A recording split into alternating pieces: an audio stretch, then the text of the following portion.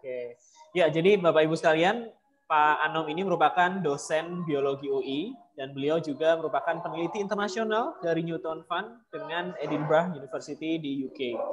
Nah, sebelum kita mulai sesi kita hari ini, mari kita buka acara kita dengan bacaan basmalah bersama-sama dan juga Al-Fatihah. Berdoa dimulai.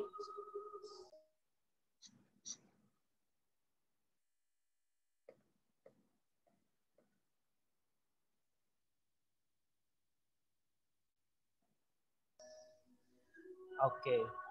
Iya, berdoa diusahakan selesai. Tentunya kita sudah nggak sabar ya mendengar pemaparan yang menarik dari Pak Anom. Tanpa berpanjang lebar, saya akan langsung berikan forumnya kepada Pak Anom. Kepada Pak Anom, saya persilahkan. Baik, terima kasih Mas Khalid atas perkenalannya. Assalamualaikum warahmatullahi wabarakatuh. Bismillahirrahmanirrahim. Alhamdulillahirrabbilalamin. Nahmaduhu wa nasta'inu wa nastaghfiruh wa na'udzubillahi min syururi anfusina wa min sayyiati a'malina. May yahdihillahu fala mudhillalah wa may yudhlil fala hadiyalah. Asyhadu an la ilaha illallah wa asyhadu anna Muhammadan abduhu wa rasuluh la nabiyya ba'dah. Allahumma sholli ala sayyidina Muhammad wa ala alihi wa sahbihi wa sallim. Amma ba'd. Sekali lagi jazakallah khair untuk Mas Khalid untuk perkenalannya hari ini. Alhamdulillah kita bertemu. Saya menyapa kepada seluruh sahabat pelita Al-Quran yang alhamdulillah hari ini sudah bergabung, dan salam hormat saya pada para peserta di sini. Ada senior-senior saya juga ya, dan juga kebetulan juga ada selain senior juga ada kolega-kolega, juga ada para ahli juga mungkin di sini ya, yang mungkin saya nggak bisa sebutkan satu persatu. Dan juga salam bahagia saya juga kepada rekan-rekan semua yang ingin sama-sama sharing di sini. Saya mungkin sekedar sharing ya, jadi artinya insya Allah walaupun sekedar sharing, insya Allah majelis kita di sini walaupun kita tidak bertatap muka secara nyata, tapi secara hati gitu ya, dan juga secara maya, walaupun ini ya dari layar komputer dan layar HP masing-masing, kita hati-hati kita nih disatukan insya Allah oleh Allah Subhanahu wa Ta'ala. Dan juga insya Allah ini bagian dari majelis ilmu yang Allah janjikan semua yang hadir di majelis ini mendapat naungan ya di hari pembalasan nanti gitu ya. Jadi ada beberapa golongan, dan salah satunya adalah ini ya, yang para ahli majelis ilmu gitu, yang selalu ingin mempelajari apa yang ada, dan juga yang ingin mempelajari, menguatkan ya semua hal, dan juga ya yang terhampar di bumi ini ya, demi meningkatkan keimanan kita pada Allah Subhanahu wa Ta'ala. Dan seperti biasanya gitu ya, dari rangkaian sharing-sharing saya sebelumnya, saya lebih mengetengahkan bagaimana kita mentadaburi nikmat-nikmat Allah yang ada di alam yang terhampar, dan juga membaca gitu ya ayat-ayat kauniyah gitu ya. Jadi yang memang sebenarnya ayat tersebut lebih banyak daripada ayat-ayat yang sudah tertulis di Al-Quran dan juga disampaikan oleh Rasulullah SAW gitu ya, di hadis-hadisnya gitu ya. Nah ini, dan mungkin sedikit meluruskan dari perkenalan tadi ya, nggak salah sih, cuman nggak pengen jadi ini ya, nggak pengen jadi terlalu kelihatan gimana gitu ya, telah tuh kelihatan besar gitu ya, bahwa memang saya memang betul staf pengajar di Departemen Biologi dan juga ada kerjasama kerjasama internasional penelitian ya, dan ya tapi karena kebutuhan kebutuhan administrasi, makanya ada istilah-istilah tersebut. Tapi sebenarnya kita sama lah gitu ya, peneliti-peneliti juga gitu ya, artinya seperti itu. Dan kerjasama kami nggak langsung dengan, saya juga ada kerjasama dengan Edinburgh University, tapi ada yang paling langsung untuk kerjasama antar dengan Newton Fund ini adalah Edinburgh Napier University gitu ya. Jadi satu universitas lagi yang ada di sana. Itu yang mungkin sedikit perlu supaya jangan sampai salah paham gitu ya. Dan juga di sini juga saya bareng-bareng, bukan hanya saya sendiri, tapi ada teman-teman dari rekan saya gitu ya, dari Lembaga Biologi Molekular Eijkman ya, Pak Dr. Tejo Sasmono gitu ya. Itu rekan saya juga di sini gitu ya. Nah itu sekelumit saya di penelitian saya. Dan kebetulan penelitian ini agak unik gitu ya, karena penelitiannya adalah tentang gimana kita bicara tentang antivirus yang dihasilkan oleh sel gitu ya. Nah itu mungkin nanti bahasan tersendiri. Uniknya itu nanti juga memicu yang kita akan bicarakan di hari ini gitu ya, kegiatan hari ini. Demikian ya, jadi seperti itu. Dan saya juga ingin bersolawat gitu ya, salawat dan salam kita sampaikan pada junjungan kita Nabi besar Muhammad Shallallahu Alaihi Wasallam, yang dengan jasa beliau ya alhamdulillah kita hari ini menikmati indahnya Islam, indahnya iman, dan juga damainya hati kita gitu ya, karena kita masih dalam naungan Islam. Dan ini adalah nikmat terbesar buat saya terutama gitu ya, dan tidak ternilai gitu ya. Dan semoga Allah menjaga ini sampai akhir hayat saya gitu ya, bahwa ya tidak pernah ada yang bisa tergantikan gitu ya dalam hal nikmat ini. Oleh karena itu kita selalu ya panjatkan gitu ya puji syukur dan juga sholawat kita pada Rasulullah SAW. Baik, hari ini sebenarnya sedikit yang ingin saya sampaikan, sedikit sharing bahwa sebenarnya kalau kita bicara, saya mungkin agak izin untuk share screen gitu ya.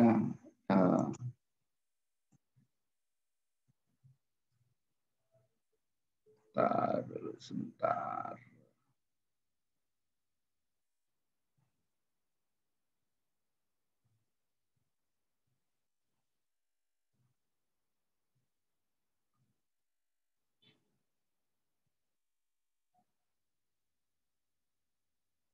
Ya, insya Allah terlihat ya semua sahabat pelita Al-Quran. Ya, ini sharing session lah gitu ya, sharing session tentang gimana kita bicara tentang adanya sel, kemudian juga kematian gitu ya. Nah, ini meminjam istilah kolega saya juga, senior saya juga gitu ya, bahwa sebenarnya kalau kita ada kata-kata negatif, maka energinya juga akan negatif gitu ya. Dan energi ini yang mungkin juga akan membuat motivasi kita mungkin menurun gitu ya. Cuma dalam hal ini kita bukan hanya melihat satu istilah ini menjadi satu yang negatif. Cuma kita harus melihat bahwa dalam tinjauan-tinjauan tertentu satu istilah itu yang tadinya dianggap negatif, maka sebenarnya ada nilai-nilai positif yang sebenarnya bukan hanya akhirnya terus melulu bernilai negatif, bernilai kesedihan ya, tapi ternyata juga di balik itu ada poin atau ada makna yang sebenarnya jadi makna tersendiri yang berlawanan, yang justru sebenarnya kalau tadi kita bicara sebenarnya kematian itu adalah sebagai nilai yang negatif, maka hari ini saya ingin melihat mengetengahkan ya, membagi arti lain dari kematian ini adalah suatu hal yang positif, yang mungkin juga nanti akhirnya tujuannya bukan untuk sekedar di lingkup atau di level sel, tapi juga kita sebagai Muslim gitu ya, sebagai mukmin, yang artinya bahwa sebenarnya ada satu level, ada satu tahapan ya kematian yang harus kita hadapi, dan namun sebenarnya ada tujuan lain. Nah ini yang kita coba kita sharing hari ini gitu ya.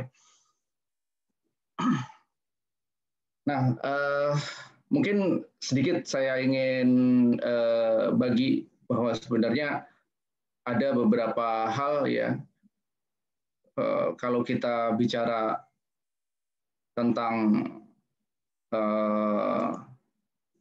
kematian di dalam sel tadi langsung gitu ya, mungkin nggak ada langsung dalam Quran, cuma kita akan bicara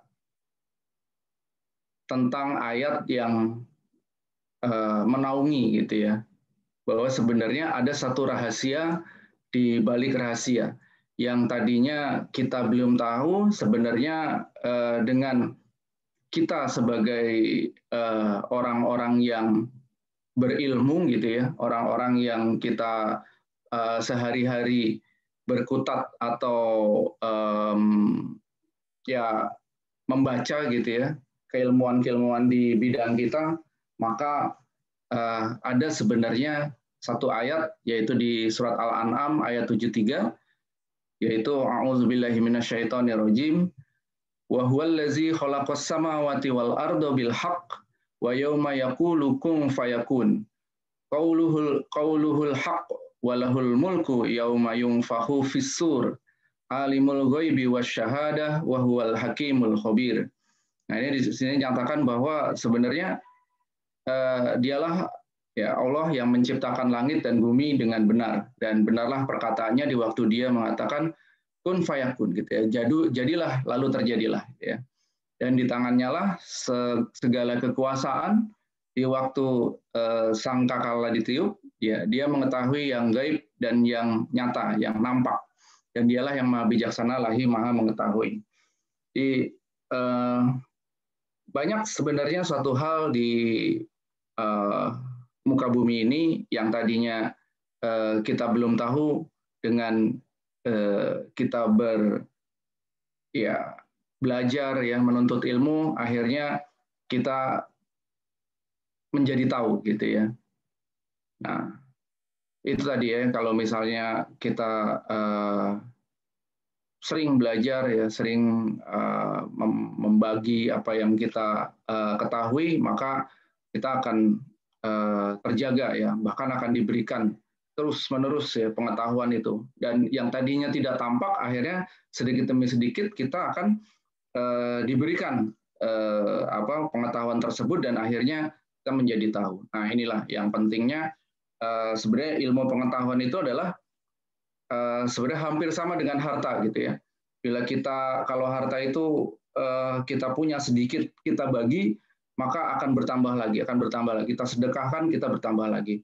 Juga demikian dengan ilmu. Kalau kita ilmu ini banyak gitu ya, kita dapat sedikit, kita bagi, maka kita akan mendapatkannya kembali. Nah, oleh karena itu tugas kita seperti pada hadis yang terkenal gitu ya, yang semua insya Allah pada kita semua hafal gitu ya, kita sebagai Muslim ya, balihu ani walau ayah gitu ya. Jadi ini adalah cerminan di mana Rasulullah sendiri menyatakan kalau kita tahu satu gitu ya, walaupun satu gitu, bagi, karena apa, dengan membagi itu kita akan dapat feedback lagi, kembali lagi gitu ya.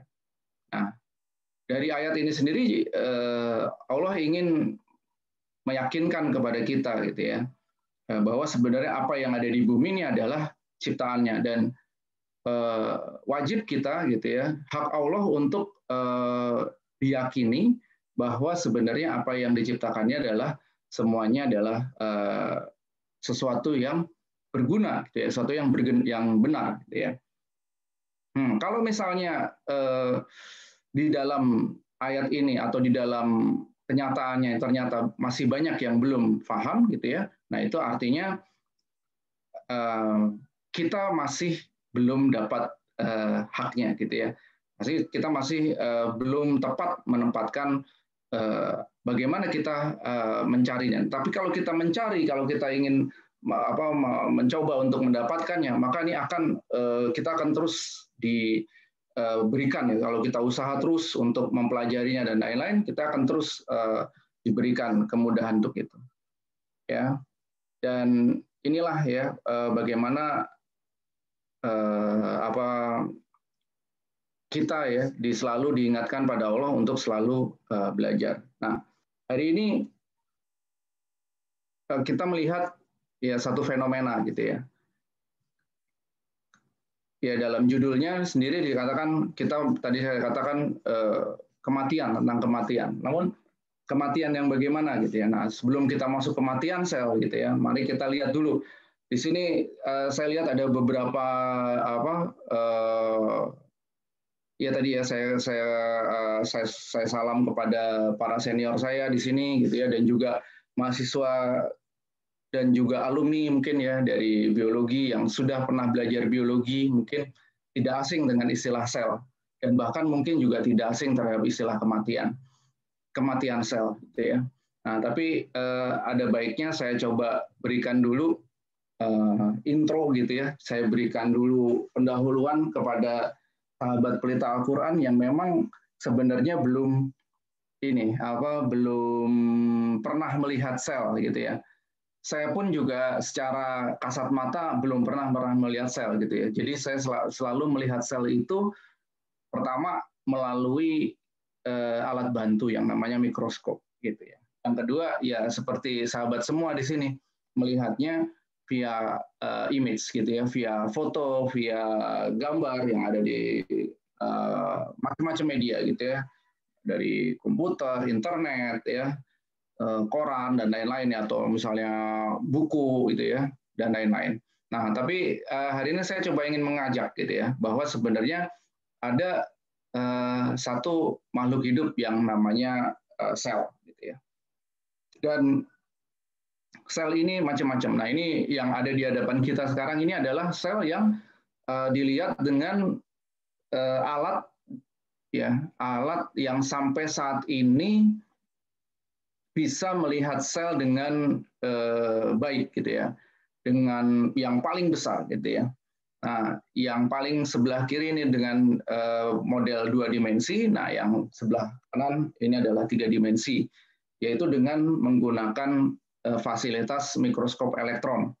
Ya, kalau misalnya kita melihat dengan mikroskop biasa, dengan perbesaran biasa itu yang paling besar adalah perbesaran 1000 kali, maka kita tidak akan bisa melihat pemandangan seperti yang kita lihat saat ini. Nah, ini secara umum aja sel seperti ini, gitu ya, dan bentuknya macam-macam, tapi intinya bulat, gitu ya, nggak ada yang kotak, gitu ya. Jadi nggak ada di teori ini ya sel kotak, itu nggak ada. Teorinya semua selnya bulat, melengkung, tidak membentuk sudut, gitu ya. Rata-rata seperti itu. Untuk sel-sel terutama sel-sel dari sel-sel hewan. Nah, kalau kita lihat sel tumbuhan mungkin ada yang terlihat kotak, ya, membentuk sudut. Nah, itu ada lagi karena memang butuh struktur seperti itu.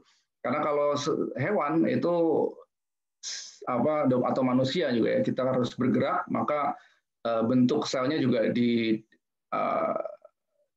sedemikian rupa ya, disesuaikan dengan kondisi kita yang selalu bergerak supaya gesekan antara satu dengan yang lain tidak membentuk benturan yang kalau terbentur tidak membentuk satu luka atau satu kerusakan struktur, gitu ya.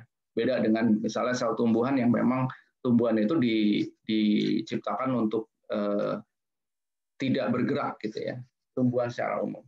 Nah, ini yang tadi ya, kalau kita lihat yang kiri ini adalah dengan melalui transmission elektron mikroskop, yang berikutnya lagi ini adalah dengan scanning electron microscope. Gitu. Jadi ada yang TEM dengan yang SEM.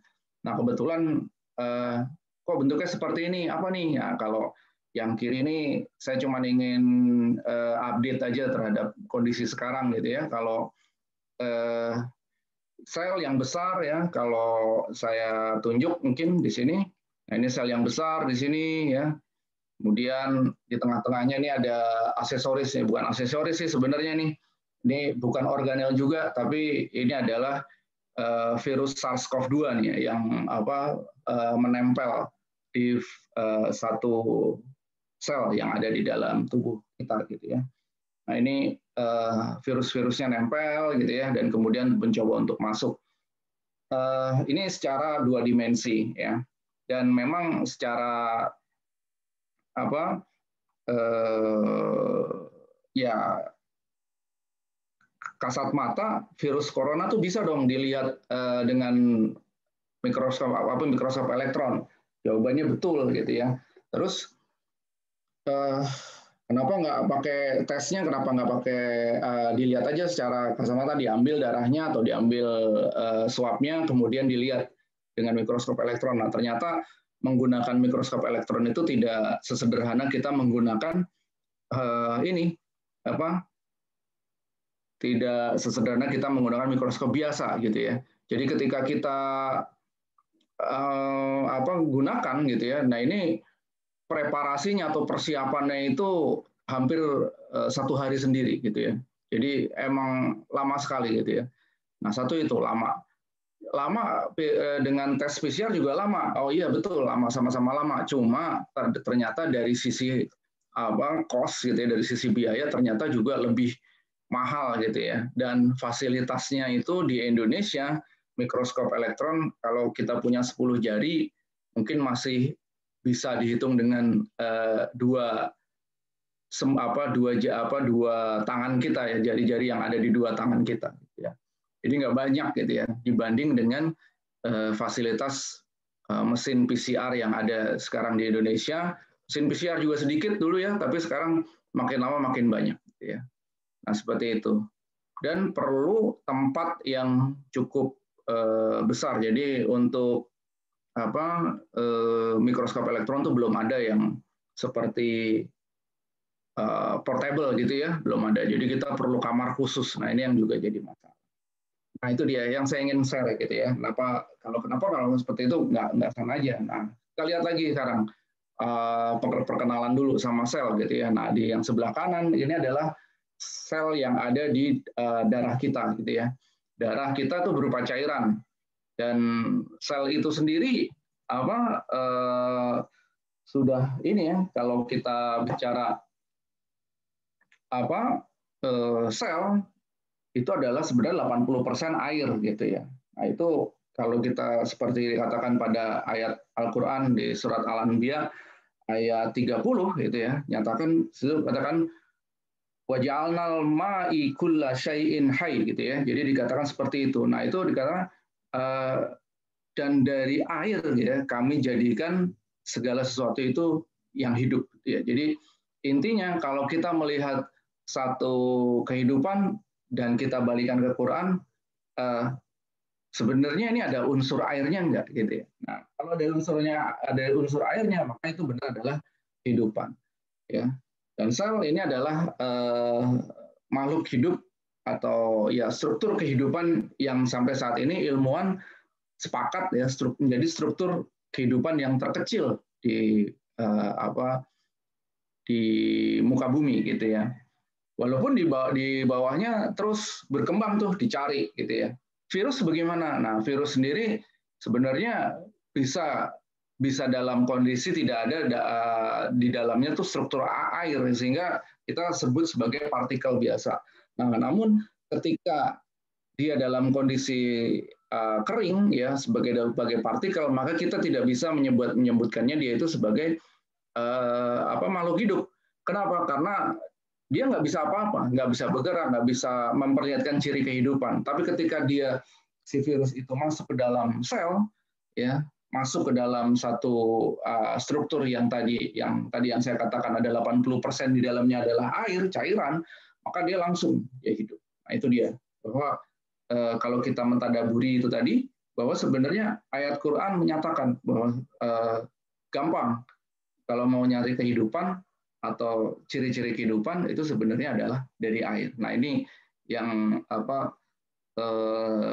sampai saat ini juga kalau kita ditanya kehidupan, ciri-ciri kehidupannya itu banyak yang menyatakan ciri-ciri kehidupan itu adalah dari ciri-ciri yang diperlihatkannya, dan tapi yang satu yang belum, yang banyak ilmuwan itu masih belum nyatakan bahwa ciri kehidupan itu adalah sebenarnya ada dari tersusun dari air sebenarnya. Nah itu ya, dan kita lihat di sini ya, dia si sel itu adalah hidup di dalam air, darah, cairan gitu ya, cairan darah, plasma, dan kemudian juga dia strukturnya di dalamnya juga terdiri dari cairan dan bentuknya bermacam-macam tergantung fungsinya gitu ya. Nah, kalau kita di sini dilihat ada sel darah merah gitu ya, bentuknya bikonkav seperti ini. Ada kemudian sel darah putih yang memang warnanya putih ya, sel darah merah memang warnanya merah gitu ya, dan berhasil mewarnai darah. Dinyatakan darah itu sebenarnya merahnya itu karena sel darah merah, betul, karena tadi ya 80% cairan plasma, tapi sebenarnya unsur padatannya itu adalah unsur dari sel darah merah yang paling banyak, ada berapa ratus juta gitu ya, atau berapa sel darah merah dalam konsentrasi misalnya dalam volume 1 milimeter kubik. Dan juga ada keping darah yang fungsinya adalah kelihatannya kecil-kecil di sini, tapi dengan kecilnya dia ini justru berfungsi untuk menambal pembuluh darah gitu ya. Kalau kita lihat sehari-hari gitu ya, kita bergerak terus ya, berlari, bergerak, berjalan ya, menggerakkan organ tubuh kita. Nah, ketika kita bergerak, ini kita juga ikut menggerakkan organ tubuh kita secara nggak sengaja. Dan itu diperlukan gitu ya, itu diperlukan, tidak boleh statis, karena kalau statis maka justru organ tubuh kita akan mengalami degenerasi gitu ya. Dengan kita bergerak maka kita terus-menerus organ tubuh kita tuh dilatih untuk bertahan ya, untuk tangguh terhadap misalnya goncangan-goncangan dan lain-lain. Nah, ketika kita bergerak, nah ini sel-sel darah di dalam pembuluh itu juga saling bertabrakan ya, dan saling bergesekan, dan sedemikian rupa sehingga akhirnya sehingga pembuluh darah itu juga tergesek bagian dalam. Nah, ketika tergesek, kalau ada keping darah, dia tugasnya adalah menambal-nambal gitu ya. Nah, oleh karena itu kalau kita ingat gitu ya, atau mungkin dari sahabat pelita Al-Quran ada yang pernah punya pengalaman sakit demam berdarah gitu ya. Sakit demam berdarah itu keping darah gitu ya, platelets atau trombosit lah, ini plateletsnya adalah cikal bakal terjadinya trombosit sebenarnya. Dia ketika trombosit kita berkurang sama sekali atau drastis gitu ya, berkurang drastis, maka tetap ada yang namanya pergesekan. Nah, pergesekan itu akhirnya membuat lubang di pembuluh darah. Nah, ketika lubang kecil-kecil itu ada dalam pembuluh darah kita, nah itu mulai deh tuh yang namanya kapiler, terutama pembuluh kapiler yang tipis kecil itu mengalami kebocoran. Nah, sehingga keluar darah ya, kelihatan merah di ini kita di tangan-tangan kita gitu ya, atau di tubuh kita. Dan juga misalnya ini ya, dari misalnya kalau kita lihat selain pembuluh darah, kita misalnya keluar dari mimis dari hidung kita, dari mulut kita, ya, mimisan gitu ya. Nah, itu yang seperti itu. Itu karena kan keping darahnya tidak ada. Nah, jadi walaupun kecil juga penting. Nah, ini sekelumit tentang bentuk dari sel yang ada di dalam tubuh kita.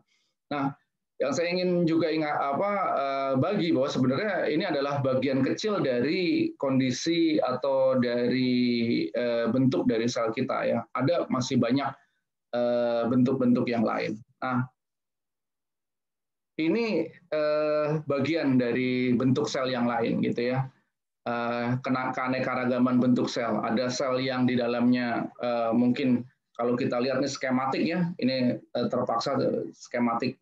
Kita buat skematik bukan dalam bentuk foto karena biar lebih mudah bahwa di dalamnya tidak ada yang tidak punya inti dan yang di dalamnya ada yang memiliki inti. Nah ini juga jadi bagian keanekaragaman bentuknya seperti apa. Dan ternyata ada sel yang bisa hidup mandiri, ada juga sel-sel yang mereka hidup harus dalam kondisi berkoloni atau bersama-sama, atau dia harus membentuk satu struktur jaringan ya.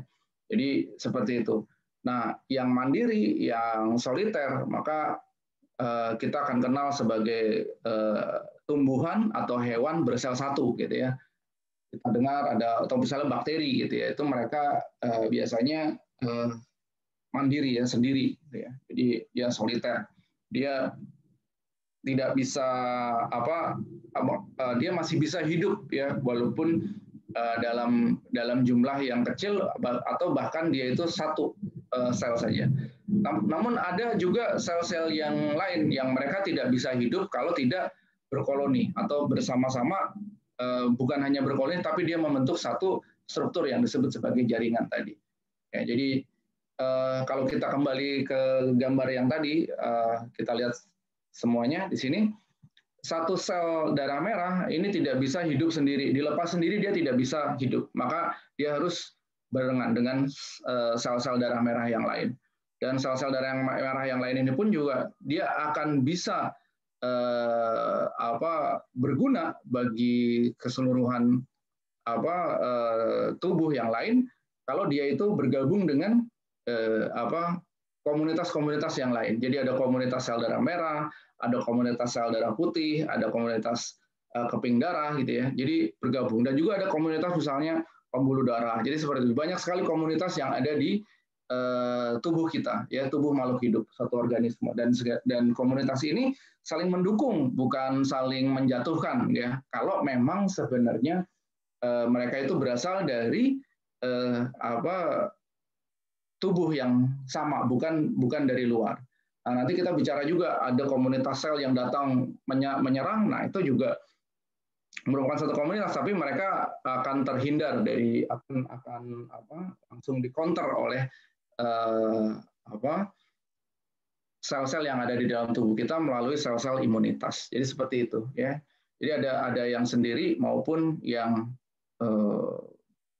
ya dia harus dalam bentuk populasi ya, membentuk satu jaringan. Nah, kalau kita lihat kematian sel gitu ya, maka kita bicara tentang yang namanya istilah di tubuh istilah yang namanya disebut dengan apoptosis atau kematian sel terprogram. Nah, biasanya orang kita banyak bicara tentang kematian itu sebagai kematian gitu ya, tidak terprogram.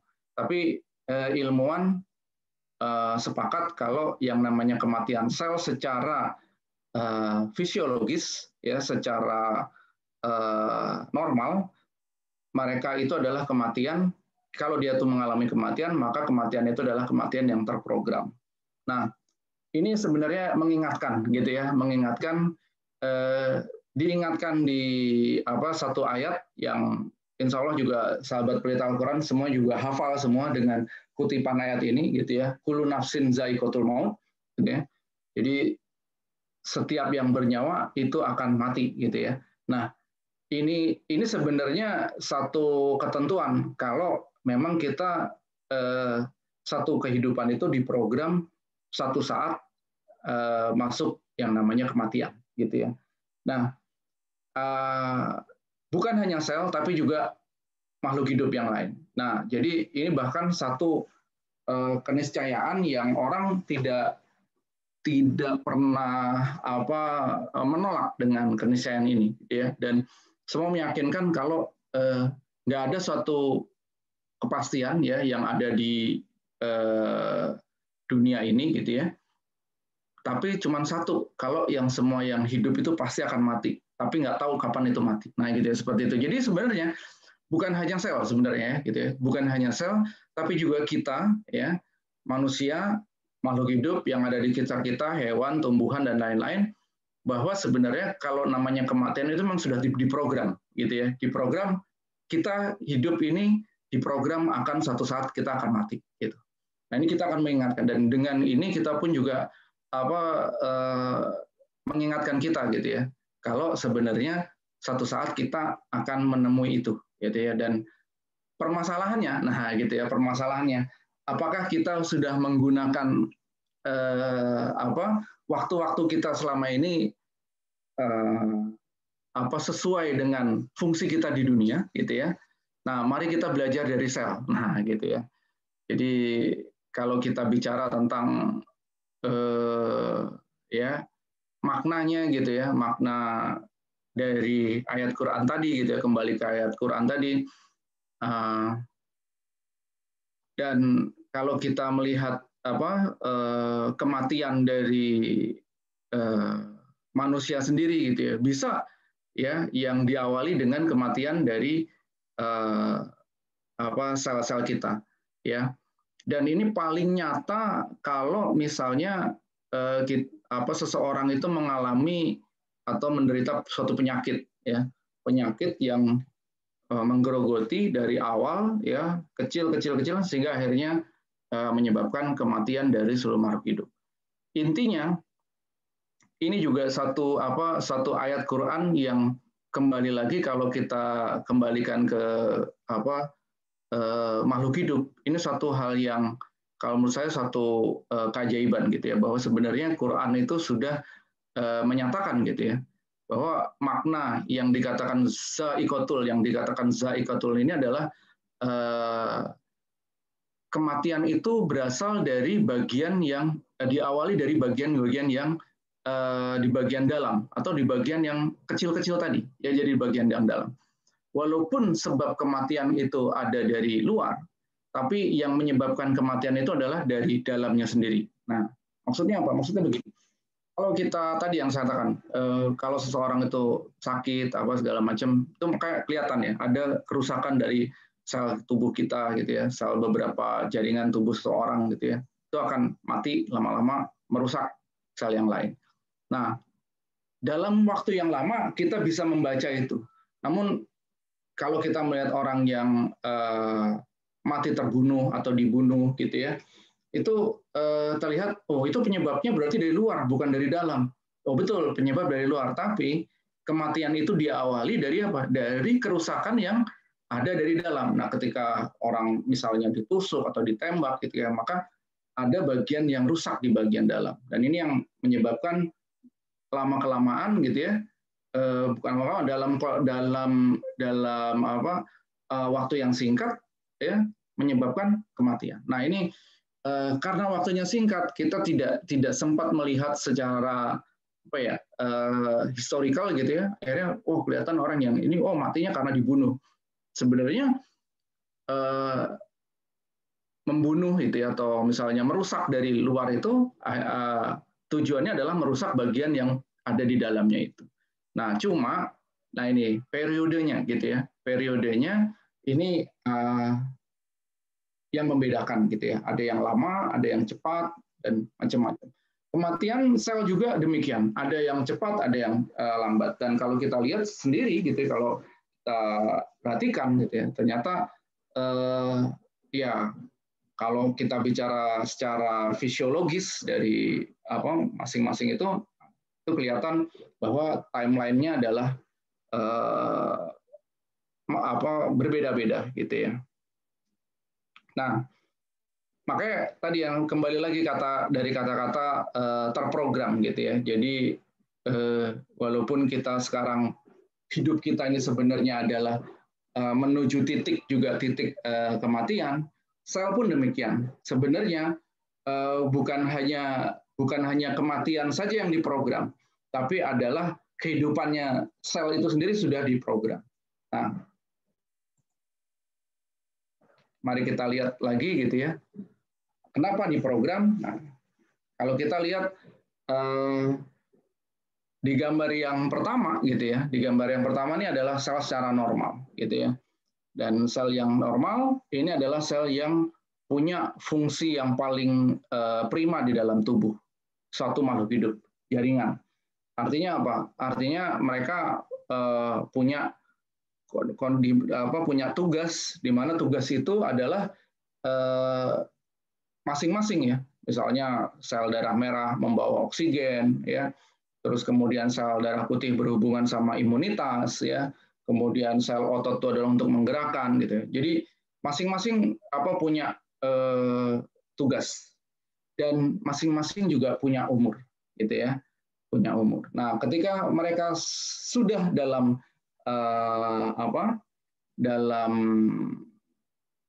waktu atau dalam kondisi tertentu, ya, intinya sesuatu yang suatu makhluk hidup atau semua makhluk hidup itu memiliki lifetime, mempunyai umur artinya umur produksi, gitu ya, umur produksi. Jadi hampir sama dengan mesin, bahkan mesin itu sebenarnya melihat bagaimana fungsi tubuh di dalam makhluk hidup itu bekerja. Jadi punya lifetime. Nah, ketika lifetime itu sudah masanya sudah berkurang, maka sel itu sudah sadar diri, istilahnya gitu ya, secara gampang itu sadar diri. Dia sudah mulai mengeluarkan sinyal. Nah, sinyal-sinyal itu adalah yang disebut sebagai sinyal-sinyal kematian. Sebenarnya sinyal-sinyal kematian itu ada di dalam tubuh, ya. Jadi dalam tubuh kita, katakan secara umum kita menggunakan lebih enak membayangkan tubuh kita sendiri. Tubuh kita sendiri ini di dalam tubuh kita ini death signaling gitu, atau sinyal-sinyal kematian itu tiap hari dikirimkan, ya. Dikirimkan ke tubuh kita, ya, seluruh tubuh kita, dia dialirkan, ya, melalui pembuluh darah. Nah, cuma bagi sel-sel yang produktif, ya, mereka belum bisa nerima sinyal kematian tersebut, ya. Sinyal kematian ini banyak, ya, bentuknya dalam beberapa protein. Ada protein fas, ada juga protein macam-macam, ada CD95 itu udah bagian ini, ada sel ada beberapa protein yang disebut sebagai protein cell death, gitu ya, dari dikasih nomor 1 sampai nomor 100 sekian, gitu ya. Nah, ya, itu yang paling banyak tuh ada CD95 salah satunya, dan juga ada protein-protein tertentu, ya. Nah, ini sebenarnya tiap detik, ya, itu dialirkan terus, gitu. Nah, cuma yang saya ingin katakan, kalau kita bicara pada kehidupan kita, gitu ya, kita pun selalu diingatkan kenapa? Diingatkan dalam keseharian kita. Ini sebenarnya keseharian kita nih kita nih diamati terus, ya, diamati terus sama malaikat maut, gitu ya. Dalam beberapa hadis nyatakan bahwa sampai katakan kalau dulu di orang Arab, ya, terutama, ya, itu menyatakan bahasa tertinggi itu adalah 7, gitu ya, angka tertinggi adalah 7. Jadi sampai 70 kali gitu sehari itu malaikat maut tuh mampir ke kita. Ini orang lagi ngapain nih? Udah waktunya belum nih? Udah waktunya belum? Sama, gitu ya. Jadi ada sinyal-sinyal kematian, gitu ya. Jadi seperti pada sel, gitu. Di dalam sel juga seperti itu. Sinyal kematian tuh mampir, gitu ya. Ini udah waktunya belum? Udah waktunya belum? Terus sel itu sendiri belum. Oh, belum waktunya, belum. Masih produktif, gitu ya. Kita pun seperti itu. Kita diberikan Allah itu waktu untuk apa? Untuk hidup di dunia. Untuk menggunakan waktu kita seefektif mungkin, dan juga menjalankan fungsi-fungsi kita. Fungsi-fungsi kita apa? Beribadah, ya. Terus kemudian kita juga selain beribadah itu adalah fungsi kita sebagai umat Islam, sebagai mukmin gitu ya, ini adalah mengatur dunia, ya, menjadi bagaimana kita mengatur dunia, mengatur yang salah menjadi benar gitu ya, dan juga meluruskan gitu ya, ada kesalahan itu menjadi yang benar, itu dia. Sehingga banyak tuh ayat-ayat seperti itu, bahkan sampai akhirnya kalau nggak bisa dengan dengan kekuasaan kita gitu ya, bahkan hati kita aja gitu ya yang menolak gitu atau meniadakan itu gitu ya. Jadi itu yang fungsi kita. Dan fungsi kita lagi yang lain apa gitu ya? Apa kita udah membagi apa yang kita punya tadi yang saya katakan, kita ini punya fungsi sebagai dai gitu ya. Kita mungkin semua dari kita ini tidak akan menjadi ustadz atau tidak akan menjadi ahli agama gitu ya, karena kita punya keahlian masing-masing gitu ya. Tapi fungsi kita mensiarkan gitu ya, itu adalah wajib gitu ya, bagian dari kita. Nah, ini adalah salah satu bagaimana kita menjalankan fungsi kita. Nah, itu sama juga kalau kita analogikan dengan sel. Sel demikian juga. Fungsinya apa dia? Nah, ketika dia sudah mulai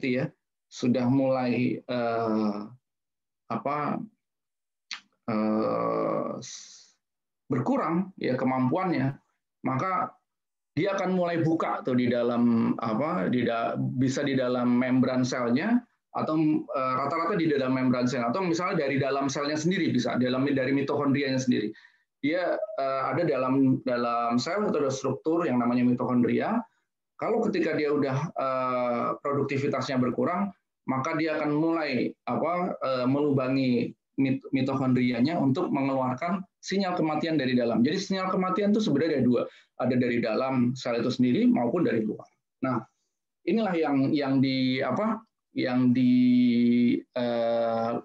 oleh sel, dan ketika itu mulai mengalami kerusakan dari dalam, dan akhirnya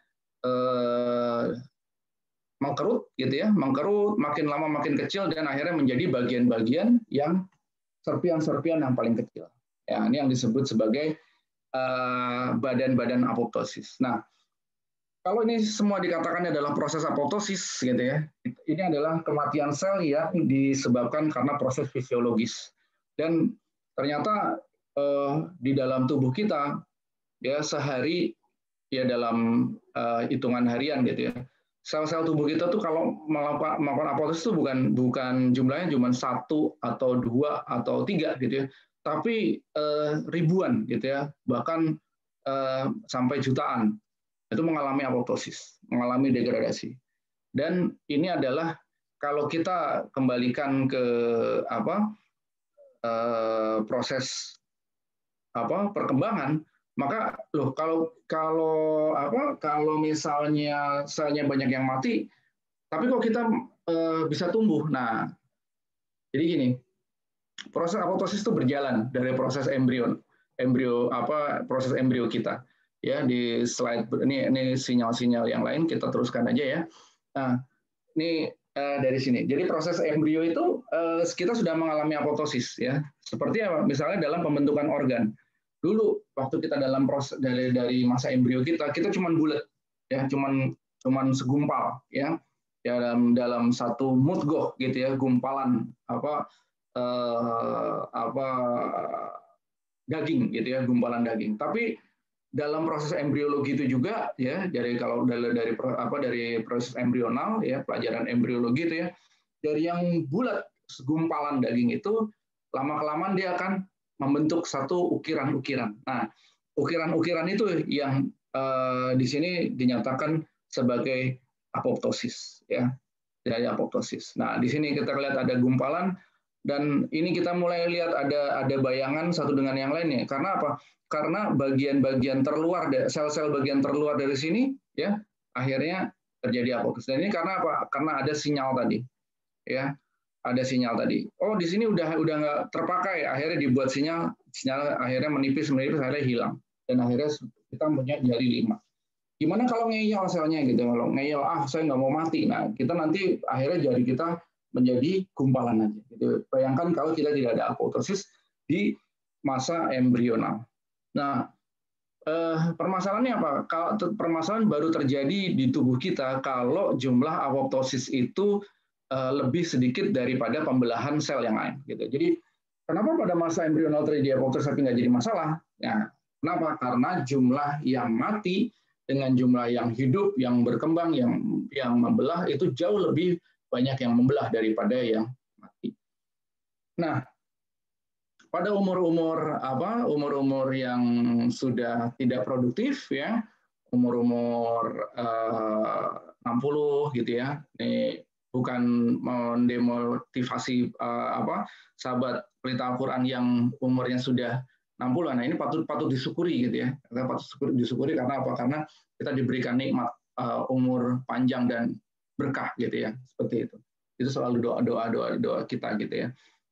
Kenapa umur 60? Nah, kita pakai patokan Rasul gitu ya kan. Rasul ini kan sampai umur 60, berarti waktu produktif kita itu adalah dari umur 40 sampai 60 itu yang paling optimal gitu, katakan seperti itu.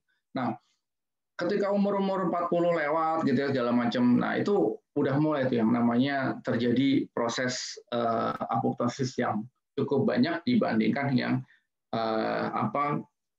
proliferasinya atau pembelahan sel yang lain ya, pembelahan sel yang lain. Jadi sudah mulai drastis dan ini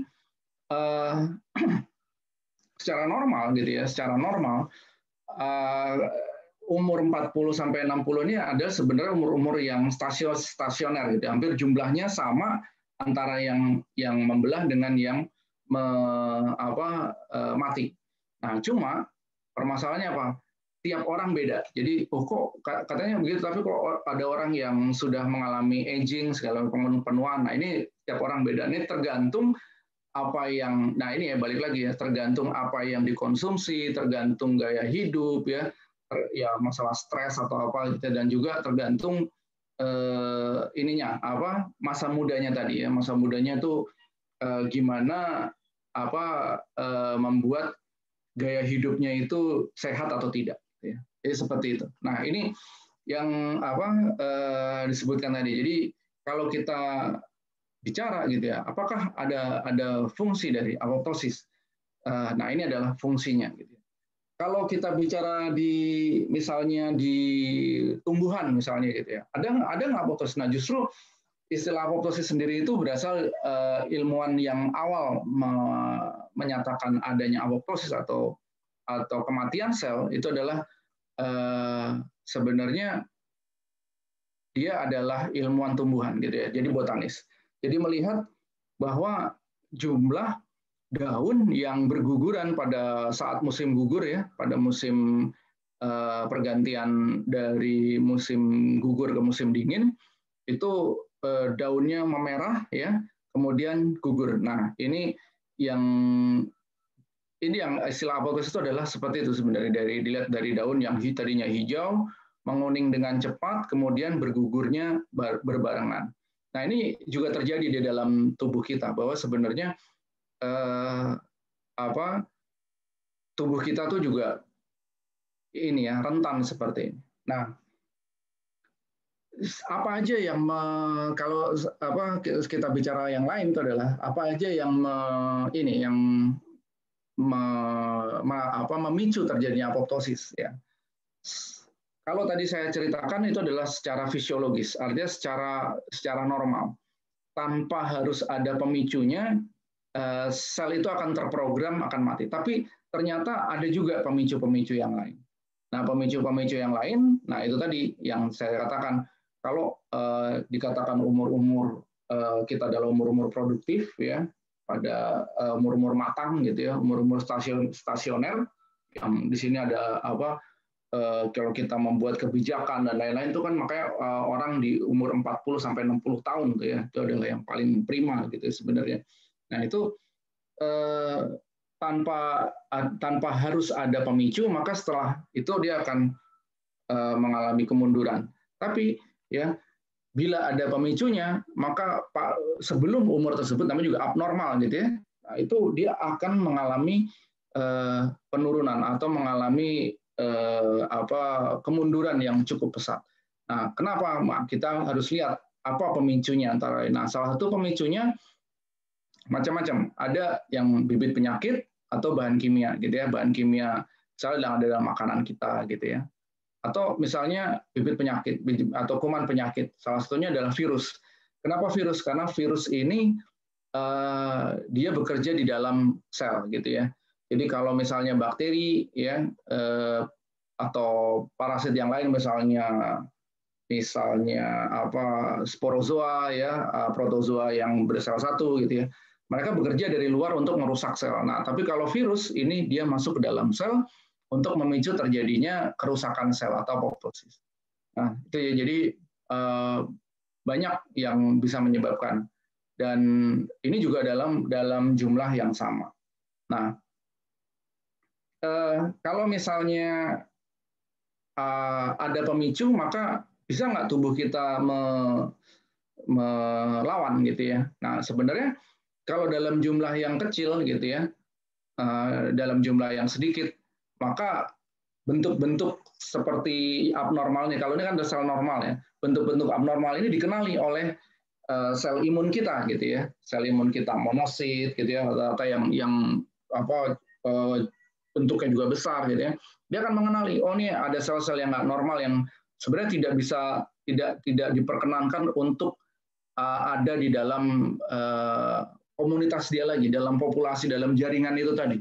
Jadi harus dirusak atau dimakan. Nah, ini yang disebut sebagai fagositosis. Jadi kalau ada kira-kira sel yang sudah kelihatannya abnormal atau mereka sinyalnya macam-macam ya. Jadi monosit atau beberapa sel darah putih yang berfungsi sebagai ini fungsi kekebalan, dia bisa mengenali sel-sel tersebut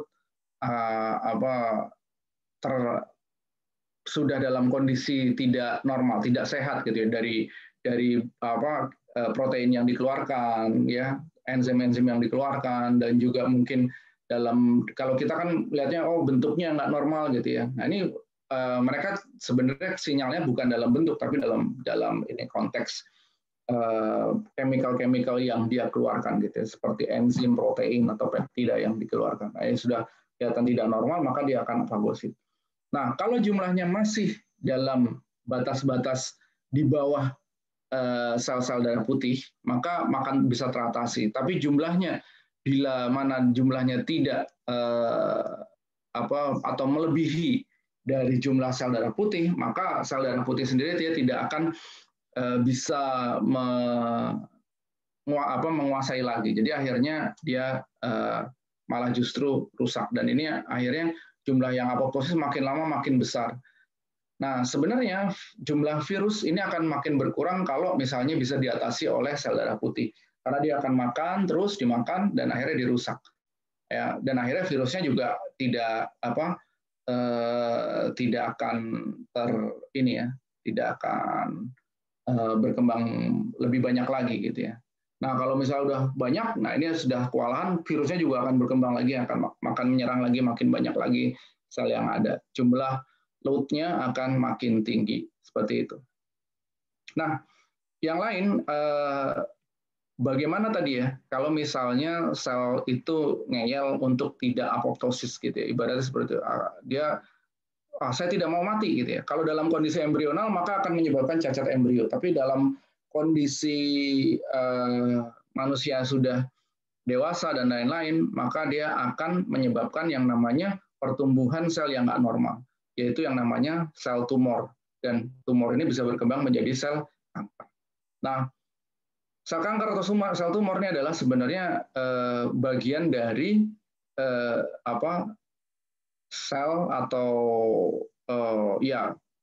ketidaknormalan sel dalam memprogram kematian. Jadi kesalahan atau kegagalan sel untuk memprogram kematian, maka dia akan menyebabkan sel tersebut menjadi sel kanker atau sel tumor. Nah, kenapa sel tersebut gagal untuk dalam kondisi-kondisi tersebut? Nah, ini diakibatkan karena bisa juga karena terjadinya mutasi, gitu ya, terjadinya kerusakan dalam proses pembentukan protein gitu ya. Nah, kenapa sih terjadi mutasi gitu ya? Nah, mutasi itu sebenarnya kalau bicara mutasi panjang ya, cuman saya ingin coba sedikit meringkas gitu ya. Kalau sebenarnya fungsi sel di dalam tubuh itu adalah membentuk protein ya, membentuk protein. Jadi ada sel-sel tertentu dia akan membentuk protein-protein tertentu gitu ya. Sel-sel yang lain juga akan membentuk protein-protein yang lain. Nah, kalau terjadi kesalahan gitu ya, kesalahannya di mana awalnya? Kesalahannya itu adalah di dalam sel itu ada yang namanya DNA gitu ya. Untai DNA itu terdiri dari 4 basa nitrogen ya. Adenin, guanin, sitosin, timin. Kalau di dalam RNA timin akan berubah jadi urasil. Nah, 4 basa ini cukup membuat atau cukup membentuk tubuh kita menjadi tubuh kita yang sekarang dengan kombinasi yang tertentu. Jadi bahasa tubuh itu sebenarnya dibuat dari 4 huruf tadi gitu. Kalau bahasa Indonesia, bahasa Inggris itu kan 20 sekian huruf ya, A, B sampai Z gitu ya. Kalau cuma 4 huruf A, T, G, C gitu ya. Nah, A, T, G, C ini dalam susunan tertentu dia udah fix gitu ya, tidak boleh berubah. Nah, mutasi itu akan terjadi kalau susunan ATGC-nya berubah. Gimana sih? Jadi susunan protein itu misalnya untaian protein terdiri dari 10 atau 5 aja biar gampang ya. AACCG gitu ya. AACCG ini adalah satu protein yang udah fix gitu ya. Walaupun protein nggak pendek seperti ini, panjang tapi AAGGC tadi ya, yang saya katakan AAGGC adalah yang fix, nggak boleh berubah. Tapi dalam mutasi itu dia akan berubah gitu ya. Jadi yang tadinya AAGGC, nah ini jadi misalnya GAGGC gitu ya, GAGGC. Nah ini akhirnya karena terjadi perubahan susunan, maka akan terjadi perubahan instruksi juga. Demikian juga kalau misalnya bahasa kita gitu ya, bahasa kita misalnya normal gitu ya, kata normal itu NORMAL gitu ya. Nah, ditambahkan A dan B jadi abnormal, maka akan jadi artinya akan berbeda gitu. Ya, jadi seperti itu. Bahasa seperti itu, dan tubuh kita juga seperti itu. Nah, akhirnya terjadi susunan berubah dan akhirnya terjadi perubahan perintah juga gitu ya. Nah, kalau perintah juga nih akhirnya bisa tadi yang tadinya sel itu harusnya mati, ternyata dia nggak boleh mati, dan ini akhirnya menyebabkan dia itu berkembang terus, dan ini menyebabkan yang namanya sel kanker atau sel tumor yang menyebabkan jadi sel kanker. Nah ini yang berefek bahaya ya seperti itu. Nah ini ya, ini contohnya, dan ini terjadi abnormalitas dan tidak terkontrol ya. Dan bagaimana mengobati sel kanker? Nah, mengobati sel kanker salah satunya adalah memprogram ulang bagaimana sel-sel kanker tersebut bisa mengalami apoptosis. Ya, jadi bisa dilakukan misalnya dengan satu rekayasa gitu ya, obat-obatan terutama gitu ya, obat-obatan yang bisa memacu terjadinya apoptosis pada sel kanker. Ya. Demikian ya, itu bagaimana efeknya ya dalam satu populasi bila mana seseorang atau katakan dalam satu kalau kita bicara dalam sel dulu ya gitu ya. Gimana kalau dalam satu populasi sel itu harus sudah mati ya, tapi tidak mati malah justru akan mengganggu kerja atau ya fisiologis dari makhluk hidup itu sendiri gitu ya, dan akhirnya akan merusak keseimbangan yang sudah terjadi selama ini, yang tadinya harmoni ya akhirnya tidak terjadi lagi. Nah ini hal itu yang perlu kita perhatikan kalau kita bawa dalam konteks ya kita sebagai makhluk sosial pun seperti itu ya. Ada waktunya kita produktif dan ada waktunya kita sudah waktunya kita memang fokus, ya artinya kalau memang sudah dalam kondisi tertentu diberi peringatan gitu, nah ini akhirnya kita harus lebih punya usaha lagi untuk mempersiapkan ke kehidupan selanjutnya. Ya, kalau kita mau belajar dari sel, walaupun yang namanya kematian itu tidak harus menunggu tua, ya, karena apoptosis ini kan sebenarnya hubungannya sama aging gitu ya. Ketika kita bicara aging, maka apoptosis itu adalah satu bentuk proses penuaan ya secara fisiologis gitu ya. Dan kalau kita bicara apoptosis, kalau kita bicara program kematian sel ini, sebenarnya ada satu hadis ya yang menyatakan kalau ada satu penyakit ya kalau mau dikatakan ini penyakit, kalau saya lebih menyatakan ini bukan penyakit tapi ini kelainan, tapi teks di hadisnya itu diterjemahkan sebagai penyakit gitu ya. Kalau saya bukan ahli bahasa Arab, mungkin bisa dielaborasi lagi gitu ya. Bahwa sebenarnya yang kelainan ini nggak ada obatnya gitu ya. Dan obatnya ya nggak ada obatnya, apa sih itu? Nah itu adalah sebenarnya penyakit tua gitu ya. Jadi kelainan penuaan. Dan sudah jadi sunatullah gitu ya. Kalau memang makin berumur satu organisme, maka akan mengalami proses penuaan, di mana proses perkembangan selnya lebih sedikit daripada yang mati, gitu ya. Nah, itu ya mungkin sampai di sini gitu ya, kan kita simpulkan kalau misalnya tadi ya bahwa kita nih kalau kita mau balik lagi ke feedback kalau kita coba lagi bercermin lagi gitu ya, bercermin lagi dengan kondisi kita gitu ya, apa sih maka kita punya fungsi gitu ya, kita punya tujuan hidup,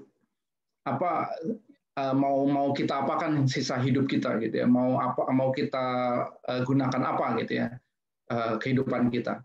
Saya sebagai biolog gitu ya, yang sehari-hari belajar tentang biologi, maka saya lebih suka untuk mentadaburi, lebih dekat untuk mentadaburi ayat-ayat Quran ini ya dengan kondisi saya. Dan saya juga ingin mengajak, kenapa saya ingin mengajak, karena sebenarnya biologi ini bukan satu hal yang sulit ya, yang sehari-hari sebenarnya juga kita hadapi. Sebenarnya sehari-hari juga kita kita berhadapan dengan kehidupan gitu, karena kita sendiri yang hidup, kita lihat kehidupan di sekitar kita, dan kita juga bisa mengisi kehidupan kita ini dengan apa yang memang sudah disyaratkan oleh Quran ya dan hadis gitu ya. Tadi ya katakan simpulannya bahwa sebenarnya kalau kita hidup ada fungsi. Nah, fungsi ini mari kita jalankan. Kita semata-mata ini adalah kita hidup di dunia untuk beribadah gitu ya. Namun beribadah saja mungkin nggak lengkap gitu ya. Dan tadi ya kita harus punya semangat untuk mengatur ya, semangat untuk memperbaiki gitu ya, memperbaiki ya, dengan cara kemampuan kita gitu ya, dengan kekuasaan kita gitu ya, atau dengan harta-harta kita. Maka ya inilah ya kita sedekahkan gitu ya, kita infakkan gitu ya. Dan apa yang kita miliki, karena kita sebenarnya juga nggak akan kita bawa apa yang kita lakukan. Apa yang kalau makhluk-makhluk hidup lain kehidupan itu hidup itu karena memang beribadah, mereka punya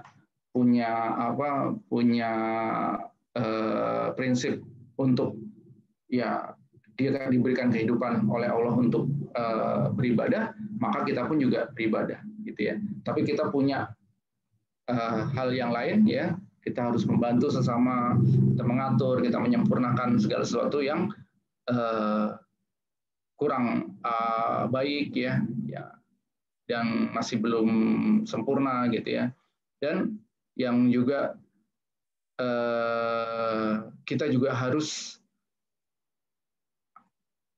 sadar gitu ya, kita harus memahami kalau ada satu gitu ya, kita kadang-kadang diberi satu nikmat lupa gitu ya, dan terkadang terbuang sia-sia begitu aja gitu ya, yaitu adalah nikmat sehat kita dan juga nikmat waktu luang kita.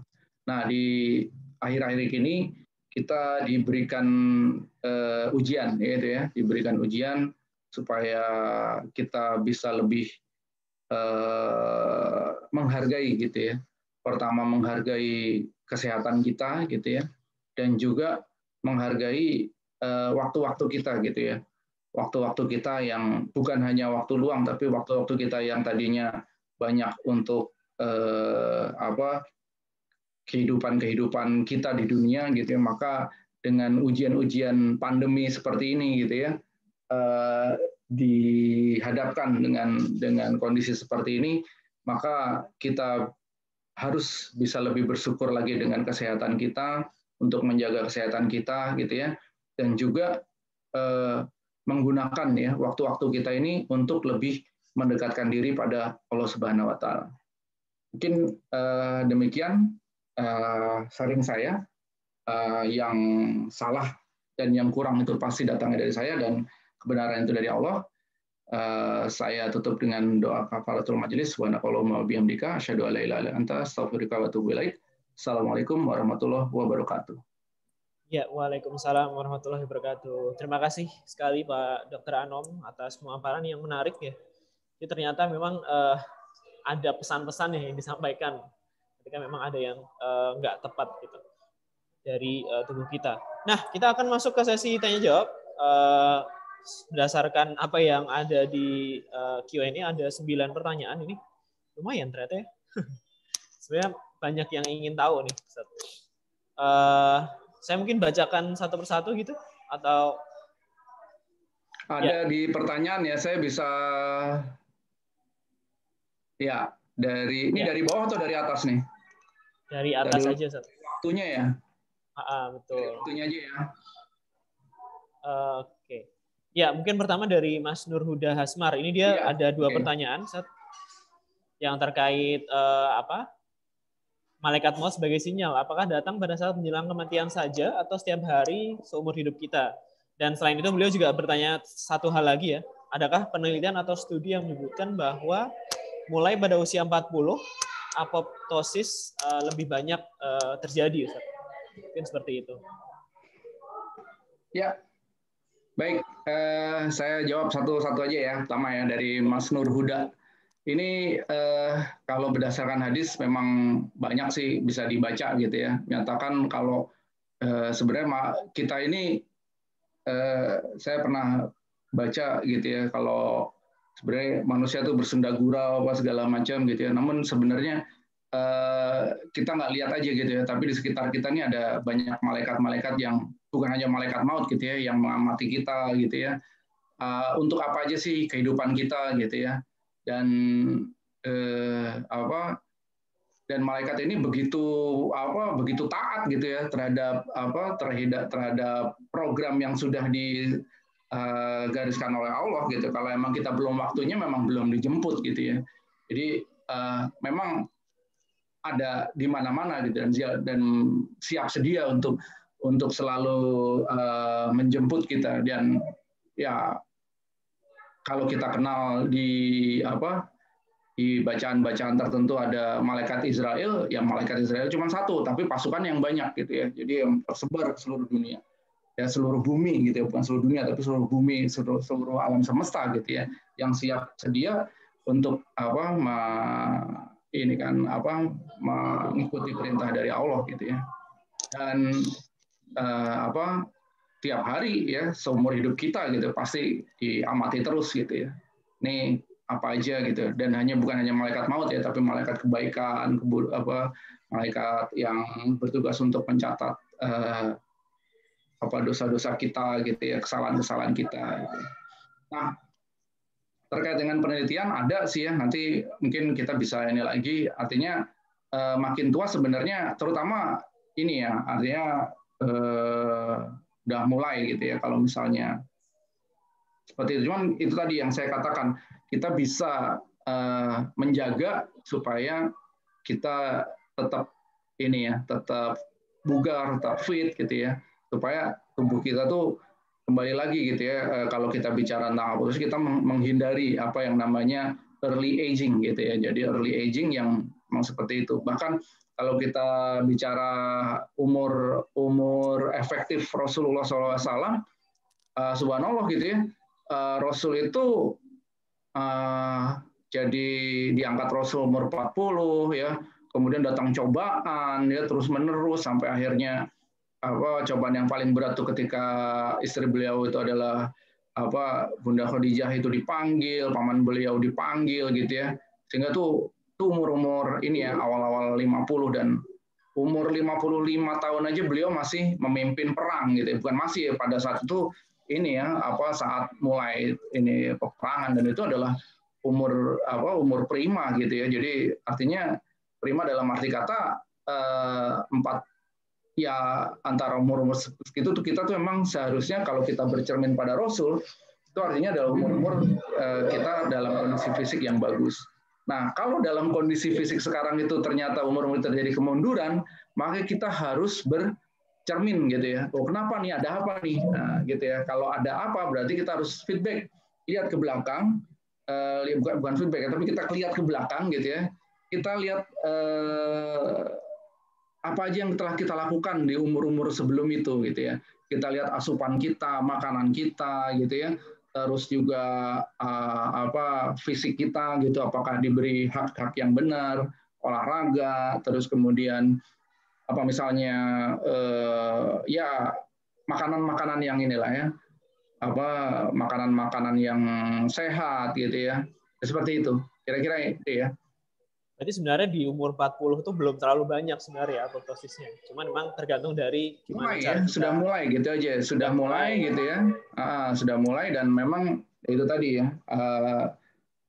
Artinya gini, pertumbuhan organ itu sudah stop, dan saya bilang gini ya, umur sekian itu sih ya sebenarnya umur yang seimbang. Jadi antara yang mati dengan yang hidup gitu ya. Jadi bukan mati yang hidup, ada yang mati sama yang penggantinya gitu ya. Kalau umur pertumbuhan itu yang mati sama yang tumbuh banyak yang tumbuh. Nah, umur stasioner seperti umur 40 60 itu sebenarnya apoptosisnya mulai seimbang antara yang apoptosis dengan yang proliferasi tadi, yang pertumbuhan. Terus setelah itu ya itu tadi ya tumbuhan. Tapi kenyataannya di saat ini banyak juga gitu ya, banyak juga. Bahkan yang ditanya juga ada nggak yang lebih banyak proliferasinya? Ada juga, misalnya umur sekian, umur saat ini misalnya ya itu tadi ya, jaga kesehatan, makanannya diperbaiki, ya gitu. Kira-kira itu sih. Oke, mungkin cukup terjawab ya pertanyaannya ya. Kita masuk ke pertanyaan selanjutnya. Ini tentang fungsi dari sel T. Ya, betul. Ya, langsung jawab aja. Kalau sel T ini emang salah satu sel imunitas dalam tubuh. Ya, fungsinya ini ya, salah satunya dia memakan gitu ya. Kalau misalnya ada yang memberi, ya macam-macam sih ininya ya, agak panjang ceritanya, cuman yang jelas dia berhubungan sama imun. Salah satunya bisa fungsinya ke ini sih ke imunitas tubuh yang umum ya. Jadi kalau kita istilahnya jadi keseluruhan gitu, yang sistemik gitu ya. Nah, ini adalah sistem imun yang paling pertama ya, kalau saya katakan secara populer itu yang paling pertama ya. Makanya kalau misalnya ini ya, dan dia itu sebenarnya ada ininya, artinya dia secara umum, secara singkat dia ini aja lah, membentuk atau membantu untuk sel-sel imun yang lain untuk memperkuat pertahanan tubuh lah. Itu yang paling gampang lah ya, kalau kita bicarakan gitu ya. Seperti itu. Kita bisa lanjut lagi lah. Membantu pertahanan tubuh gitu ya. Oke, kita akan masuk ke pertanyaan selanjutnya. Bila seseorang mengalami kelumpuhan pada organ tertentu, misalkan tangan atau kaki, sementara organ yang lain normal, apakah hal ini ada hubungannya dengan kematian sel tertentu atau memang karena adanya saraf yang tidak berfungsi pada bagian tersebut? Bila seorang mengalami kelumpuhan pada organ tertentu, ya sebenarnya macam-macam ya. Ini tergantung konteksnya juga gitu ya. Tapi kalau kelumpuhan rata-rata sih yang diserang adalah saraf. Ini ya, tangan dari sementara orang lain ya artinya saraf yang tidak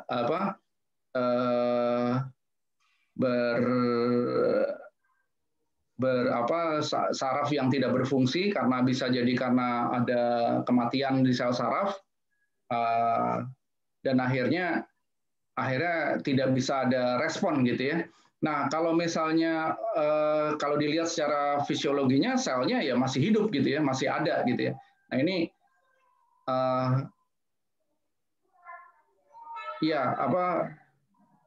semua organ apakah hubungannya dengan kematian sel tertentu? Ya, kalau dia kematian sel tertentu artinya sel saraf yang tidak berfungsi gitu ya. Tapi sel-sel tubuh yang lainnya masih ada gitu ya. Sebab gini, kalau misalnya sel-sel tubuh yang lain mati, maka terjadi pembusukan di situ ya. Jadi seperti itu kalau bicara kelumpuhan. Jadi tetap yang mati di sel sarafnya aja gitu ya. Iya, gitu ya. Jadi sel sarafnya sih yang berhubungan sama sel saraf. Oke, ini akan ada pertanyaan lagi dari Ibu Retno WP. Kemana perginya sel-sel yang sudah mati tadi gitu ya? Melalui jalur apa? Keluar dari tubuh kah? Seperti apa gitu kan? Lalu apakah pada menstruasi untuk perempuan gitu ya adalah bagian dari siklus kematian sel dan merupakan bagian dari pembersihan dari diri itu sendiri gitu? Ya, yang pertama kemana pergi matinya? Pertama bisa difagositosis oleh sel darah putih, bisa juga dia nanti keluar artinya ya dikeluarkan via feses, biasanya via feses gitu ya, atau urin, atau misalnya dia didaur ulang lagi gitu ya. Nah, kenapa demikian? Karena tadi ya apoptosis itu dia jadikan sel yang tadinya utuh besar tuh menjadi jadi bagian-bagian yang kecil gitu ya, bagian-bagian yang kecil yang mudah dicerna oleh sel-sel limfosit, sel-sel ini tadi, sel limfosit sel-sel fagosit tadi ya. Jadi sel-sel fagosit tadi dia makan, akhirnya dihancurkan. Kemana matinya akhirnya ya nggak kelihatan lewat proses fisiologi yang lain. Kalau ditanya terbuang lewat sistem ekskresi kita gitu ya. Yang umumnya kalau sistem ekskresi rata-rata ya via feses, dan juga kalau misalnya bisa dalam bentuk urea sama yang lain ya lewat urin gitu ya. Terkadang juga melalui ini ya chemical tertentu di dalam bentuk misalnya larut dalam air, bisa juga via keringat gitu ya. Dan kadang-kadang makanya ada beberapa gitu ya, misalnya orang tersebut dehidrasi atau menjadi rusak selnya itu akhirnya menyebabkan ini keringatnya agak ada aroma tertentu gitu ya. Jadi seperti itu. Jadi hal yang sama itu ya. Kalau itu ya. Nah, yang kedua berarti sama menstruasi nih belum nih. Kalau menstruasi lain. Kalau menstruasi itu memang khusus yang dikeluarkan itu adalah sel dari endometriosis dari endometrium ya. Jadi sel endometrium itu adalah sel rahim ya, yang dia itu punya siklus. Kalau tiap misalnya tiap bulan gitu ya, dia siklusnya, dia tumbuh, kemudian kalau nggak digunakan dia akan mati, akan apoptosis seluruh gitu ya. Jadi nggak ada hubungannya. Tapi kalau apoptosis sel tubuh segala macam itu nanti keluarnya tadi ya yang saya katakan lewat sistem ekskresi gitu. Oke. Terima kasih. Jadi memang agak beda ya gitu ya. Selanjutnya Ya, beda, dari Mas memang. Hendarsyah Suryadinata. Adakah mekanisme autofagia pada ARVES pada kasus pasien dengan sepsis? Apakah memang kanibalisme itu adalah sunatullah?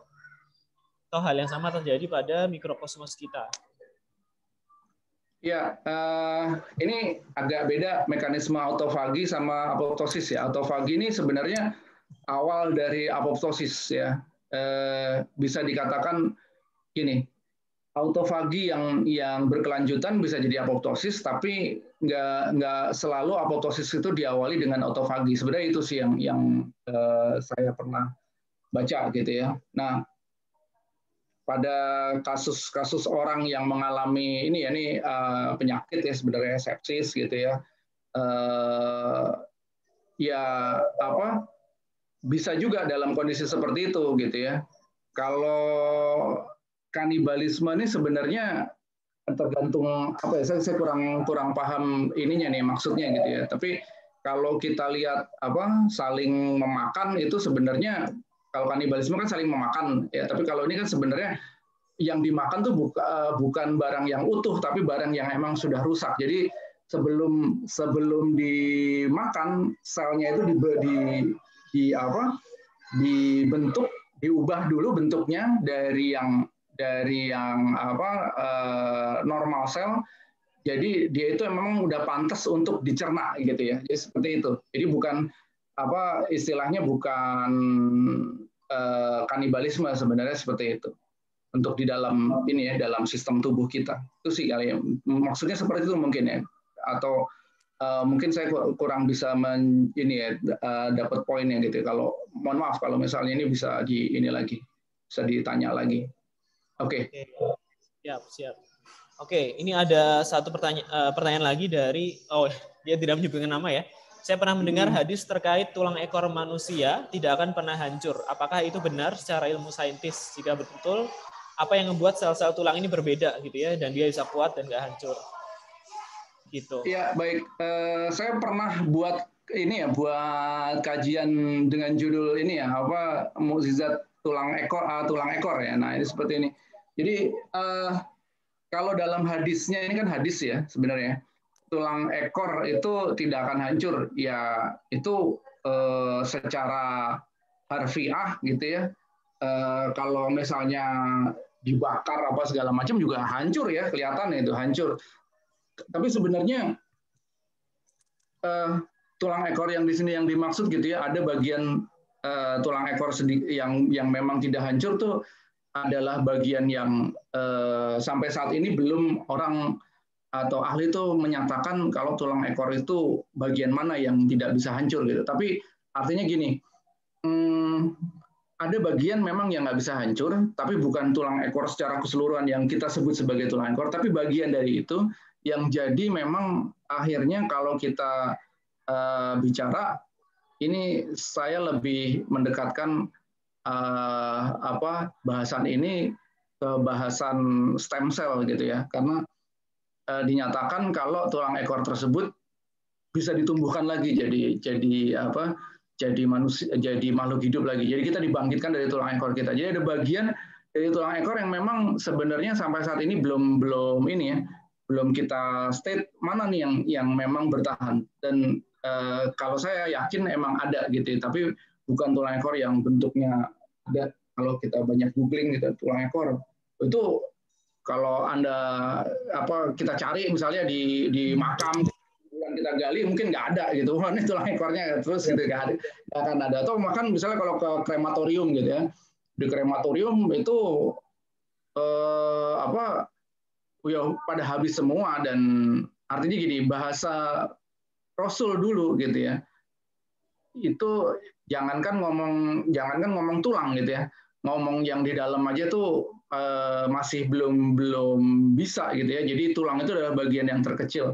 Nah kalau sekarang kita bicara teknologi nano gitu ya, teknologi nano sendiri itu kan kita cukup pakai chip-chip yang kecil gitu ya, untuk menjadikan seluruh satu memori untuk misalnya bioinformatik untuk satu makhluk hidup gitu ya. Jadi Saya pikir itu tadi ya yang perlu kita kaji lagi gitu ya, bagian mana yang memang tidak bisa hancur dan apakah itu mikroskopis atau makroskopis. Nah, itu yang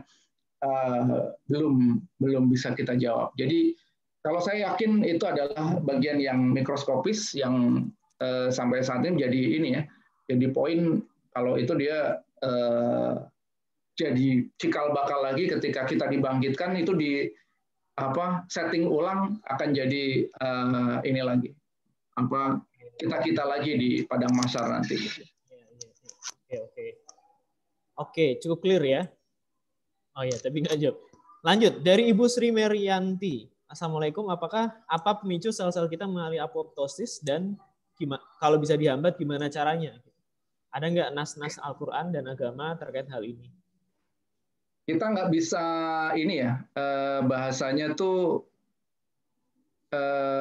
menghalangi, dihambat, ditunda bisa mungkin ya Bu ya. Jadi ditunda dan caranya gimana ya tadi ya. Jadi kita pola hidup sehat ya, dan intinya kalau apoptosis itu aging gitu ya. Jadi gimana kita melawan early aging kita gitu ya. Atau kalau kita diberikan cobaan penyakit-penyakit yang early aging atau yang justru yang jauh tadi yang tadi malah justru apoptosis terlalu banyak seperti kanker.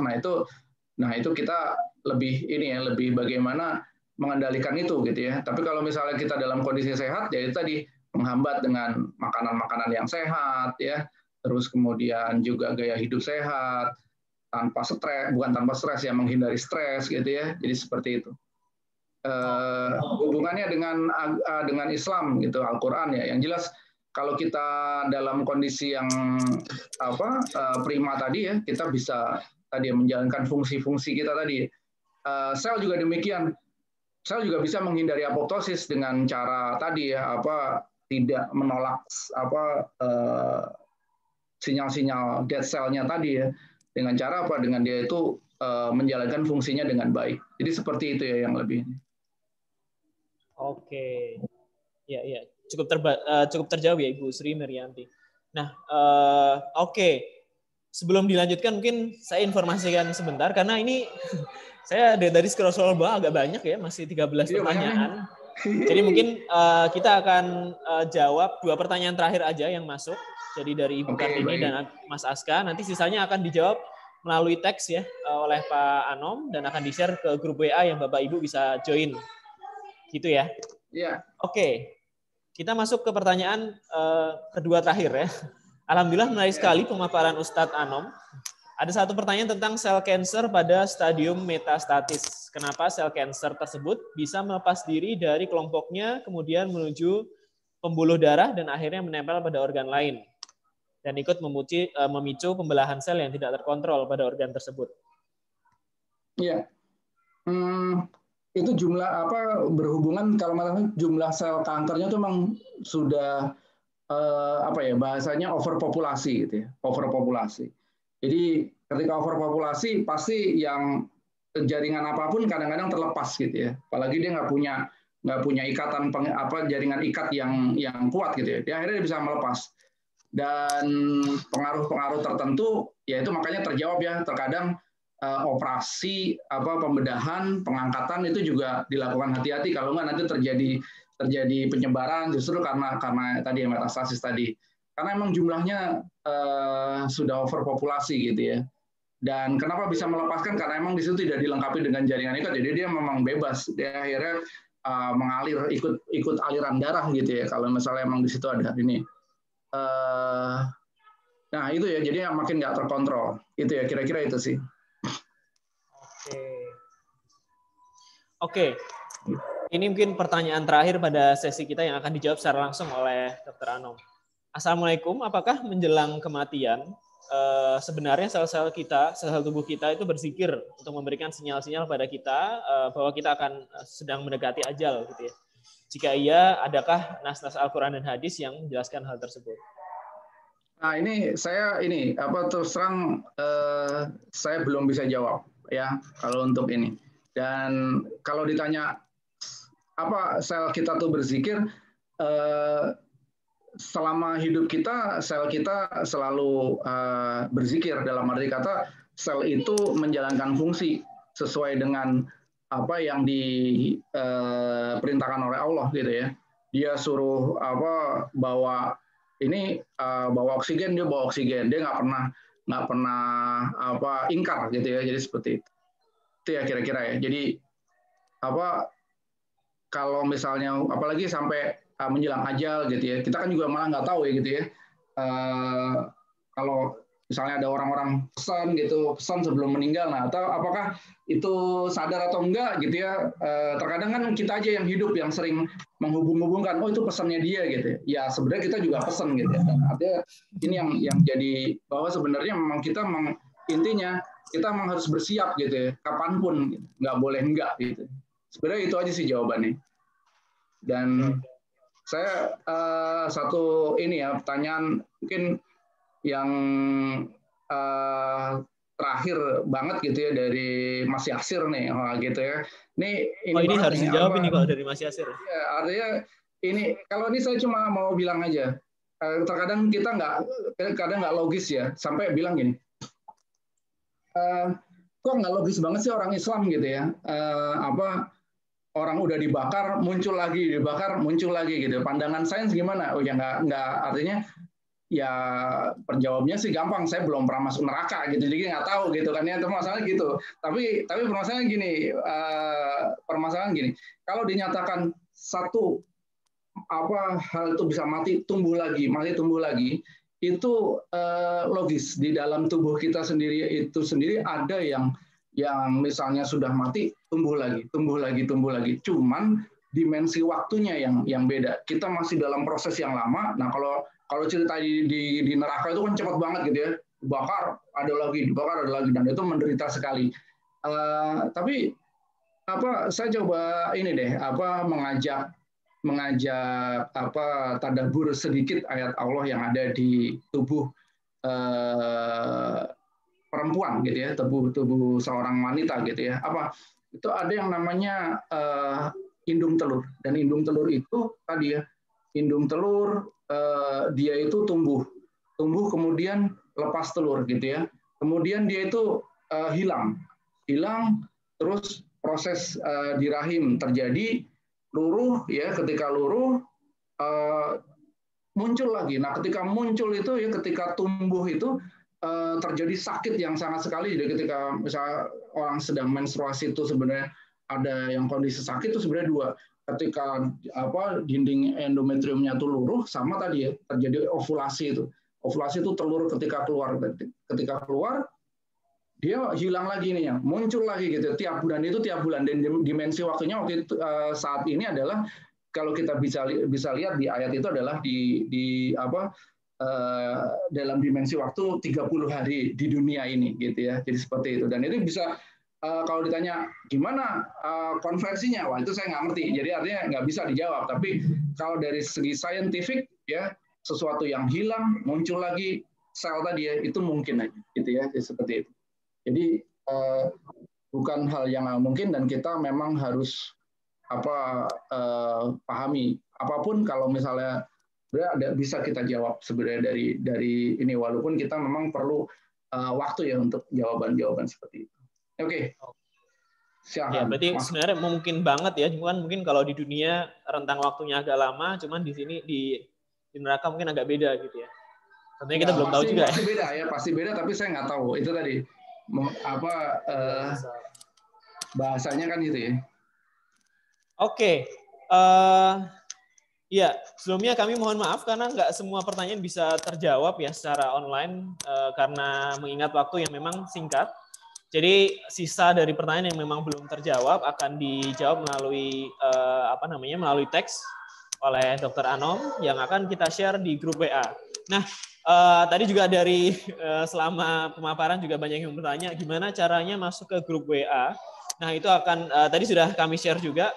Bapak Ibu bisa mengisi link yang tadi sudah kita share di dalam grup chat ya. Oke. Mungkin saya bacain lagi ya. Ya, linknya di http://s.id serial KPA. Ya. Nah, Salah. Oke. Nah, buat Bapak Ibu sekalian, jangan lupa follow Instagram kami di @pelitaquran.id dan juga subscribe channel YouTube http://youtube.kpa ya. Nanti rekaman dari sesi-sesi yang kita selenggarakan pada pagi hari di setiap minggunya akan kita share melalui akun YouTube tersebut. Oke, saya sampaikan terima kasih kembali kepada Pak Dr. Anom atas pemaparan. Terima kasih banyak. Mohon maaf kalau kurang berkenan. Salah satu parameter materi yang baik itu adalah pertanyaan. Kalau pertanyaan banyak itu berarti materinya menarik. Atau nggak paham gitu biasanya. Tapi sebenarnya saya curiga ini yang ikutan memang antara anak-anak biologi atau mungkin dosen biologi di universitas lain gitu.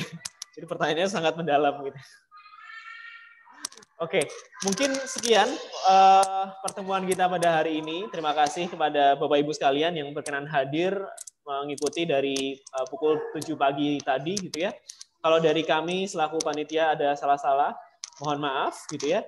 Nantikan kembali serial KPA selanjutnya di 2 minggu lagi gitu ya. Kalau kemarin rentengan yang terakhir berakhir di hari ini, cuman kita akan tetap hadir 2 minggu lagi setelah hari ini gitu ya. Tunggu saja, stay tune di Instagram dan juga YouTube KPA. Mari kita tutup dengan hamdalah dan doa kafaratul majelis.